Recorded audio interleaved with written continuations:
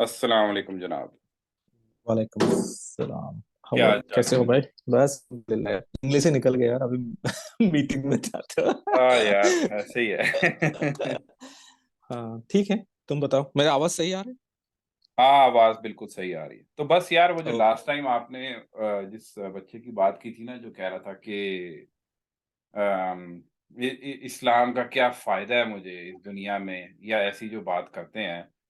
तो मैंने सोचा, हमने बहुत सारे पॉजिटिव एस्पेक्ट्स इस चीज के तो डिस्कस किए हैं बहरहाल।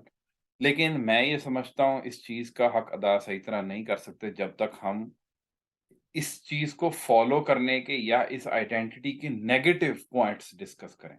क्योंकि अगर आप गौर करो, उस बच्चे के दिमाग में सवाल आया तो इसलिए आया क्योंकि उस वो इस चीज़ को कैरी कर रहा था, इस आइडेंटिटी को या इसको फ़ॉलो कर रहा था, और उससे उसके ऊपर कुछ नेगेटिव एस्पेक्ट्स उसको आए सोसाइटी की तरफ से, और इस वजह से उसने ये सवाल किया कि इसका फ़ायदा क्या है?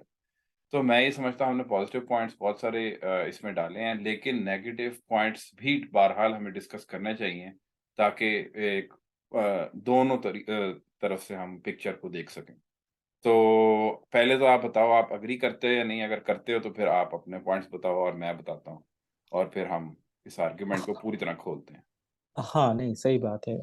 जो नेगेटिव पॉइंट मतलब वो सवाल क्यों आया, राइट? डेफिनेटली उसने कुछ नेगेटिव देखा, राइट, सोसाइटी में या कम्युनिटी में, राइट? तो जिसके वजह से उनके दिमाग में वो सवाल आया कि यूज केस क्या है। तो डेफिनेटली नेगेटिव तो देखा ही होगा। हालांकि रिलीजन में हम तो बिलीव करते हैं वो मुकम्मल है, इसमें कोई नेगेटिव पॉइंट्स नहीं होगा। लेकिन जो इम्प्लीमेंटेशन है उसका नेगेटिव पॉइंट, जैसे फॉर एग्जांपल, राइट?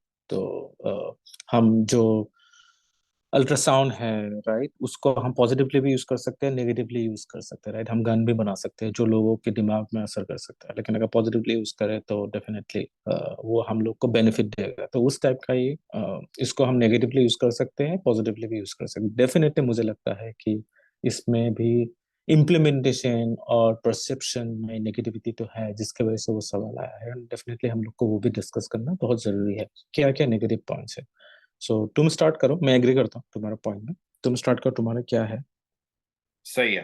तो सबसे पहला जो मैं समझता हूँ आजकल की दुनिया में, ख़ास तौर पे लास्ट 50 ईयर से, एज़ अ मुस्लिम, या इस दुनिया में, या एज़ अ मुस्लिम आइडेंटिटी जो एक है, वो बहुत ज़्यादा नेगेटिव हो गई। इवन अब अगर मेरे नाम में मोहम्मद या अहमद आता है, और मैं किसी भी मुल्क में जाता हूँ, तो स्पेसिफिकली उनके कान खड़े होते हैं कि पता नहीं ये कोई बम तो नहीं फोड़ देगा, या कुछ कर तो नहीं देगा ये।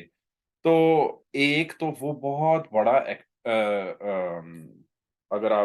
अगर इसको कहूँ, तो ये एक बहुत बड़ा नेगेटिव एस्पेक्ट है इस आइडेंटिटी का, इस वक़्त आजकल के 50-60 इयर्स में, क्योंकि इस रिलिजन से मुंसलिक कुछ लोगों ने मस्ती की, और उन्होंने अपने मफ़ाद के लिए जो भी हरकतें की, और उसकी वजह से जो बाकी सारे मुस्लिम्स हैं, जो नॉर्मल लाइफ गुज़ार रहे हैं और रोज़मर्रा की ज़िंदगी गुज़ार रहे हैं, उनको इतना बड़ा इम्पैक्ट आया कि जो बाकी सारी सोसाइटी है, वो मुस्लिम्स को एज़ अ होल ऐसे देखने लग गई है कि ये पता नहीं, अब इसने भी शलवार कमीज़ या दाढ़ी रखी हुई है, तो ये तो नहीं फोड़ लेगा अपने आप को। तो आपको ना अपने आप को प्रूव करना पड़ता है, जो कि होना नहीं चाहिए, लेकिन आपको प्रूव करना पड़ता है, नहीं, नहीं, मैं तो बहुत शरीफ हूँ। या और मतलब ये एक, और या आप अपने रिलीजन के बारे में किसी दूसरे से बात करते हुए भी डरते हो कि पता नहीं ये कहेगा कि ये मुझे हायर तो नहीं कर रहा कोई गलत काम कराने के लिए। एक तो ये बहुत बड़ा नेगेटिव एस्पेक्ट है टू कैरी दिस आइडेंटिटी, मुझे ये लगता है। तो ये तो नंबर 1 पे है। आप क्या कहते हो इस बारे में? हाँ बिल्कुल। तुमने जो बोला कि एक पर्सपेक्टिव जो है ना वो बहुत बड़ा नेगेटिव पर्सपेक्टिव है, और ये मेरे ख्याल से पहले भी था शायद, लेकिन अभी ये ज्यादा हो गया because of the medium that we have, right? Communication medium, और बहुत सारे झूठ भी फैल रहा है, राइट? उससे भी परसेप्शंस आते हैं लोगों के बारे में, राइट? जैसे कि फॉर एग्जांपल, अगर मैं किसी के बारे में नेगेटिव फैलाता रहूं रोज, एवरी डे एंड नाइट, तो एक परसेप्शन बन जाता है कि ये बंदा अच्छा नहीं। हालांकि मैंने मिला भी नहीं होगा उस बंदे से, है ना? लेकिन एक परसेप्शन बन जाता है, और मुझे लगता है वो सोशल मीडिया का भी बहुत बड़ा हाथ है इसमें, वो नेगेटिव परसेप्शन क्रिएट करने के लिए कि हम डरते हैं हम लोग के नाम में अगर कुछ आ गया, जो तुमने पॉइंट बोला है राइट, कि मेरे नाम पे अगर मोहम्मद है तो हम भी डरते हैं और हमको लगता है कि वो शक के नजर से देखे, राइट। और उसका रूट कॉज क्या है वो डेफिनेटली हम डिस्कस कर सकते हैं, लेकिन मुझे लगता है वो तो एक अलग परसेप्शन गेम है जो हमारे सामने आया है, राइट, कि वो सोशल मीडिया का भी हाथ है, मीडिया का भी हाथ है, और बहुत सारे लीडर्स का भी हाथ है जो पर्पसली इसको पेन करना चाहते हैं नेगेटिव डायरेक्शन में या फिर नेगेटिव कलर में, राइट। तो वो तो एक अलग ही टॉपिक है, लेकिन हमारे अंदर क्या प्रॉब्लम है वो हमको देखना है, राइट।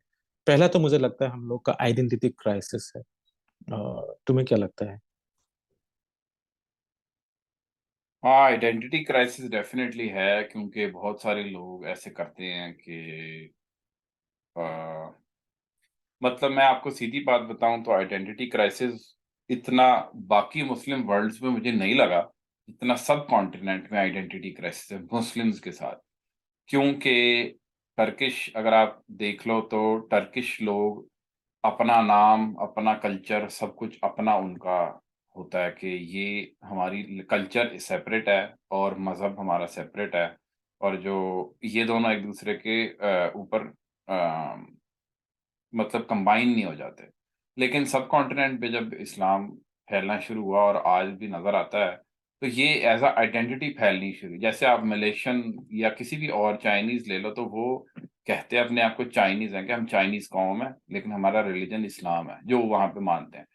लेकिन हमारे सब कॉन्टिनेंट में आके ये काफ़ी ज़्यादा डिवीज़न आ गई इस बात में कि बहुत सारे लोग जो मुस्लिम्स हुए, वो अपने आप को इंडियंस के बजाय अरब्स के साथ मिलाने लग गए, या जो भी उस वक़्त की मुस्लिम एम्परर थी, कभी टर्किश आए तो उन्होंने कहा हम टर्किश जैसे हैं, जिसको आपने आज भी देखा होगा कुछ जगह पे तुर्कड़ू कहते हैं, या जो भी एक टर्किश उससे मिलाते हैं।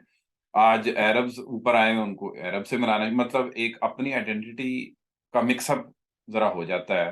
तो ये तो एक आइडेंटिटी क्राइसिस डेफ़िनिटली है, क्योंकि जब आप अपनी आइडेंटिटी छोड़ देते हैं और किसी और की इम्पोर्ट करते हैं, तो आप कभी भी किसी और की इम्पोर्ट कर ही नहीं सकते, मैं ये मानता हूँ। और इवेंचुअली जनरेशन टू जनरेशन वापस आपको आना ही पड़ता है। तो वो तो एक डेफ़िनेटली है इश्यू। तो मैं ये समझता हूँ कि इस नेगेटिव को इस तरह ज़रूर देखना चाहिए कि आपकी जो कौम है और वो सब, आप मुस्लिम होने से ये मतलब नहीं आप अरब हो गए। कि सिर्फ़ अरब ही जो है वो मुस्लिम है और कोई मुस्लिम नहीं है, ये तो किसी के लिए भी है।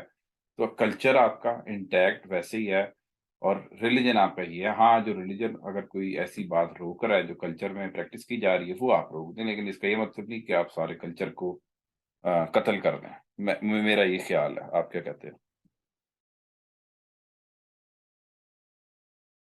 हाँ मतलब बिल्कुल। और प्रॉब्लम ये है कि आइडेंटिटी क्राइसिस इस तरह से है कि जो हमने बोला है, तुमने बोला है राइट, कि अरब है तो अरब है। एज ए मुस्लिम उम्मा हम नहीं देखते एक दूसरे को, राइट। अगर हम माइनॉरिटी है तो हम चाहते हैं कि हम एक साथ सब मिलकर रहे, लेकिन जैसे हम मेजोरिटी होने लगते हैं राइट, तो हम अपने अपने मस्जिदें बना लेते हैं। और ये एविडेंट है राइट, हम कहीं भी जाए ये तो मुझे दिखता है। तो एक बहुत बड़ा प्रॉब्लम है। और जैसे तुम्हारा अंदर डिफरेंसेस खुद के अंदर, अगर जैसे तुम्हारे घर पे अगर प्रॉब्लम है राइट, अपने भाई से झगड़ा है, तो लोग उस फैमिली को अच्छे नजर से नहीं देखेंगे, लोग फायदा उठाना शुरू करते हैं, राइट। तुम अगर यूनाइट नहीं हो तो डेफिनेटली लोग तो फायदा उठाएंगे, राइट। जैसे अगर घर पे अपने भाई, अपने बहन, अपने मिलजुल के नहीं रहेंगे, उनके अंदर डिफरेंसेस होंगे, तो बाहर के लोग आके वो डिवाइड और बढ़ा कर देंगे, राइट। वो तो होता ही है।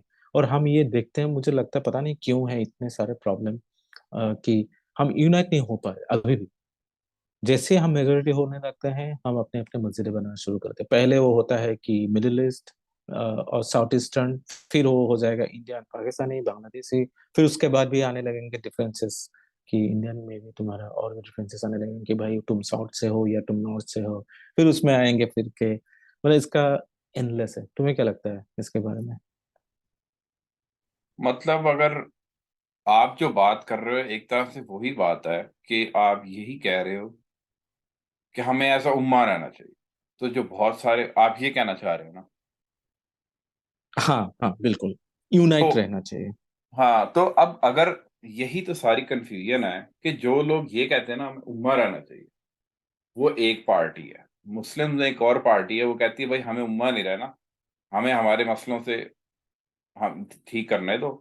रिलीजन अपनी जगह है, लेकिन हम अपने कल्चर के साथ भी हैं, तो ये एन मुमकिन है कि दो मुस्लिम्स आपस में लड़ रहे हैं, जैसे इंडिया पाकिस्तान में आज भी लड़ रहे हैं, कि दो मुस्लिम्स हैं वो आपस में लड़ रहे हैं, लेकिन वो ऑन द बेसिस ऑफ अपना कोई और रंग से लड़ रहे हैं। आप रंग में मैं आप कल्चर डाल लो, नेशनलिज्म डाल लो, ये जो भी डालो, तो ये तो कंफ्यूजन एक कॉन्स्टेंटली है। और ये इसी बात से शुरू होती है कि जो लोग उम्मा कॉन्सेप्ट इंप्लीमेंट करना चाह रहे हैं, वो जो चाह रहे हैं, उससे ये कंफ्यूजन स्टार्ट हो जाती है कि यार, क्या हम उम्मा है या हम नेशन है?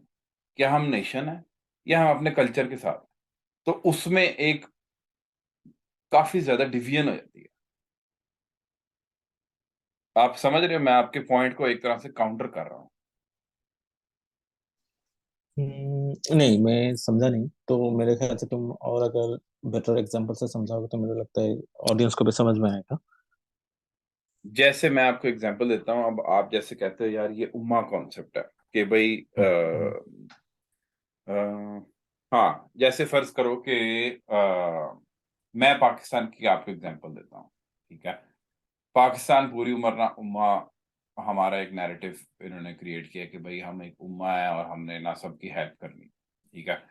अब हुआ क्या, फर्ज करो जो कश्मीर वाले हैं ना, जो जैसे इंडिया में कश्मीर पे जुल्म हो रहा है, अब पाकिस्तान उनके साथ खड़ा हो जाता है कि ये देखो, क्योंकि वो इंटीग्रेटेड पार्ट समझते हैं अपने आप को कि ये तो हमारे साथ के हैं, तो उसके लिए खड़े हो जाते हैं, या उसके ऊपर लाइवलीहुड भी है क्योंकि वहां से पानी आता है ना? तो अब हम्म, वहां पे स्टेक्स और है, यूज रिलीजन को कर लिया कि उम्मा वाला कार्ड यूज कर लिया। सेम हम्म, पाकिस्तान में ही चाइना में वीगन मुस्लिम पे जुल्म हो रहा है, बट इस बार चाइना जो है वो रोटी के पैसे पाकिस्तान को देता है, तो हम खामोश हो जाते हैं। आप समझ रहे हो दोनों में हम्म, डिफरेंस? यहाँ पे इन्होंने उम्मा वाला कार्ड नहीं चलाया, है ना? यहाँ पे हम्म, इन्होंने कहा ओ नहीं नहीं, नेशनलिज्म होना चाहिए, नहीं तो हमारे लोग मर जाएंगे, तो चाइना से दोस्ती कर लो। तो वो कभी भी वीगर मुस्लिम से आंखें फेर ली। वीगर ले लो, या जिस तरह सऊदी अरब यमन के ऊपर मार रहा है, मार धाड़ कर रहा है, कोई सऊदी अरब को कहता नहीं, क्योंकि सारे हम उनसे लेके खा रहे हैं, है ना? हम्म, तो जहां पे दिल किया उम्मा कार्ड चला लिया, जहां पे दिल किया ना चलाया। तो मैं तो सीधी बात बताऊं, अब उम्मा कार्ड के मैं तो खिलाफ ही हो गया, क्योंकि ये भी रिलीजन को ऐसे यूज करते हैं अपने मफाद के लिए, और जहां पे अपना और कोई मकसद होता है वहां पे भूल जाते हैं। मुझे ये लगता है। अच्छा, अच्छा, मतलब हाँ, समझ गया तुम्हारा पॉइंट ऑफ व्यू। तुम्हारा ये था कि उम्मा जो कार्ड है, जो यूनाइटेड कार्ड है, वो हिपोक्रिटिकल है बहुत। वो depending on your worldly desires. Only desires और सेल्फिशनेस, तुम उसको चेंज कर, उस डेफिनेशन को तुम चेंज करते हो, राइट? जो बहुत गलत है, राइट? तो फिर हाँ, इसका मतलब यही हुआ ना कि हम ट्रू फॉलोअर नहीं है, राइट? हम डरपोक है, राइट? Exactly 1000% true. हाँ, हम्म, ज्यादातर अगर आप मुस्लिम्स के, अगर आप आज बिहेवियर निकाल के देखो ना, जो आजकल के मुस्लिम हैं, ज्यादातर डरपोक हैं। वो डर डर में फंसे हुए हैं ना, डिसीजंस लेते हैं। तो वो अल्लाह पे तवक्कल करके कुछ, अगर कोई अच्छी चीज है उस पे वो करना, वो मतलब उसकी तो कोई भी वजूहात हो सकती हैं, लेकिन मुझे ये लगता है कि उम्मा कार्ड इस वक्त जो है ना, वो एक मजाक बन के रह गया। तो मेरे ख्याल, मैं तो इसके हक में नहीं हूँ, जो सीधी बात है। ओके। तो फिर उम्मा कार्ड जो है वो नहीं है, तो आइडेंटिटी क्राइसिस है, लेकिन उसको हम एज ए उम्मा कार्ड यूज नहीं करना चाहिए, तो वो एक सोल्यूशन हो गया, राइट? हम लोगों ने जो डिस्कस किया। हाँ, दूसरा है कि जो फियर, जो हमने अभी पॉइंट बोला, फियर, फियर बहुत है लोगों के अंदर। बिल्कुल सही बात है। और मतलब ज्यादातर जो मैंने देखा है, फियर ऑफ लूजिंग है लोगों में। कि यार फर्ज करो आपको अगर हमारे बुक में लिखा हुआ है कि जी ये अच्छा काम करना है, लेकिन अगर वर्ल्डली कैलकुलेशन या वर्ल्डली मॉडल अगर वो क्रिएट करता है, कंप्यूटर से क्रिएट करते हैं, और वो कंप्यूटर जो है ना, वो जो भी इसने भी प्रोग्राम लिखा है और वो क्रिएट करता है, तो उससे प्रिडिक्शन आती कि नहीं यार, इसमें तो हमारा लॉन्ग टर्म नुकसान हो जाएगा। तो बजाय इसके कि वो तवक्कल करें हम अल्लाह पे, और कहें कि हाँ यार ये काम कर रहे हैं, अभी तो सब ऐसे ही दिख रहा है कि नुकसान होगा, लेकिन हमें तवक्कल करना पड़ेगा, लोग वो पार्ट स्किप कर जाते हैं। और लोग कहते हैं यार इस वक्त जो कैलकुलेशन के डर के हिसाब से हमें जो एक्शन लेना चाहिए, चाहे वो टिट फॉर टैट हो, रिवेंज हो, जो भी हो, वो ले लेते हैं। और मेरे ख्याल में, मैं इस वक्त मैं आपको बताऊं, हम थोड़ा सा ना ऐसे जगह पे चले गए हैं जहाँ पे हम ना स्टेट्स की डिसीजंस पे बात कर रहे हैं, लेकिन मैं ये समझता हूँ कॉमन मैन के डिसीजंस पे बात करनी चाहिए, क्योंकि बहुत सारी स्टेट्स जो ये कहती हैं ना हम मुस्लिम हैं, उनको ये भी पता नहीं कि उनके अंदर जो लोग रहते हैं वो सारे मुस्लिम हैं कि नहीं, और उसकी वजह से उनके अंदर लड़ाई पड़ जाती है कि ये सही है या वो कौन से फिरके का है, या ये कौन सी, ये एक, मुझे ये लगता है ये एक उससे बीमारी निकलती है। आप क्या कहते हो? नहीं, बिल्कुल सही है। मतलब फियर, मैं ये देखना चाह रहा था, जो फियर है राइट, तो फियर का स्टार्ट कहाँ से हुआ? लोग तभी फेयर करते हैं जब उसको लगता है कि उसका आइडेंटिटी जो है ना वो खत्म हो जाएंगे, तभी लोग फेयर करते हैं, या फिर उसका जो लाइवलीहुड है वो खत्म हो जाएंगे राइट, या फिर जो उसका सहूलियत है और जो उसका कंफर्ट जोन है उससे वो बाहर आ जाएंगे, तभी हम डरते हैं राइट। फॉर एग्जांपल, अगर मैं जॉब कर रहा हूँ, मैं कंफर्ट जोन में आ जाता हूँ, मेरा फैमिली है, मेरा गाड़ी है, जैसे अगर हम लोग को फायर करने की बात बोलेंगे तो हम टेंशन में आ जाते हैं, क्या करना है क्या करना है, या मुझे कोई ऑल्टरनेट ढूंढना है, या फिर मुझे प्लान भी होना चाहिए, वो सब हम शुरू हो जाते हैं। तो जैसे ही इनसिक्योरिटी आते हैं हम लोग के कंफर्ट जोन से, तभी हम लोग का फियर भी आता है। तो मुझे लगता है हम लोग के अंदर भी इनसिक्योरिटीज बहुत है, तो जिसके वजह से वो फियर जो है ना हमारे अंदर घुस गया है एकदम। तो हम डिसीजन, कॉन्क्रीट डिसीजन ले नहीं पाते, हम डर डर के डिसीजन लेते हैं। हमको यहाँ भी रहना है, वहां भी रहना है। सो बेसिकली हम फोकस भी नहीं है, हमको पता नहीं है कि हमको किस डायरेक्शन में जाना है। मैं तो बताऊं, मुझे मेरी एक थ्योरी है इस पे मुझे हाँ पता बोलो। है बात इस पे लंबी हो रही है, लेकिन मैं लास्ट एक थ्योरी आपको बताता हूँ। हम्म।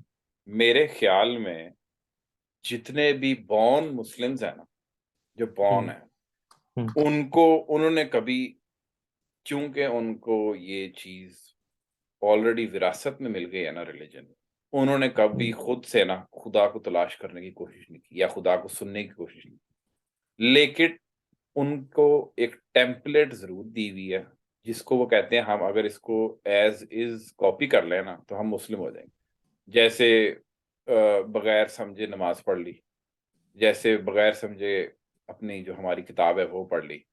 अब उसमें जब, अब हमारी बुक में जो बहुत सारे मसलों के ना हल हैं, उनके फ्रेमवर्क्स दिए हुए हैं कि इनको ऐसे हल करना है, लेकिन अगर आपने वो समझी नहीं हुई और आप क्लेम कर रहे हैं कि आप मुस्लिम हैं, और जब वो एक मसला आता है ना तो आप, ज्यादातर जो हमारे मुस्लिम लोग हैं ना वो आंखें बंद कर लेते हैं और कहते हैं मैंने सुनना ही नहीं।